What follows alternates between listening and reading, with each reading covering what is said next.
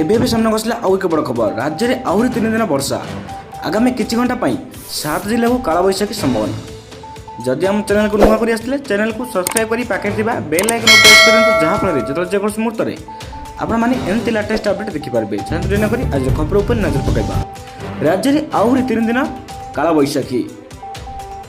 ଏବେ 24 ଘଣ୍ଟା ମଧ୍ୟରେ ଓଡ଼ିଶାରେ କାଳବୈଶାଖୀ ହେବାର ସମ୍ଭାବନା ରହିଛି।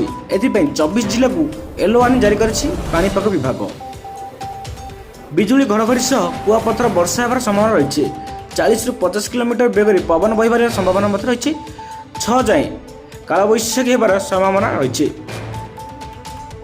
ଆଗାମୀ କିଛି ଘଣ୍ଟା ମଧ୍ୟରେ କାଳବୈଶାଖୀ ହେବାର ସମ୍ଭାବନା ରହିଛି। 7 ଜିଲ୍ଲାକୁ କାଳବୈଶାଖୀ ହେବାର ପୂର୍ବାନୁମାନ କରାଯାଇଛି। ଏହି 7ଟି ଜିଲ୍ଲାଗୁଡ଼ିକ ହେଲା କେନ୍ଦୁଝର, ବାଲେଶ୍ୱର, ଝାରସୁଗୁଡ଼ା, ସୁନ୍ଦରଗଡ଼, ନୂଆପଡ଼ା, ବରଗଡ଼, ଦେଓଗଡ଼ ଓ ନବରଙ୍ଗପୁରରେ କାଳବୈଶାଖୀ ହୋଇପାରେ।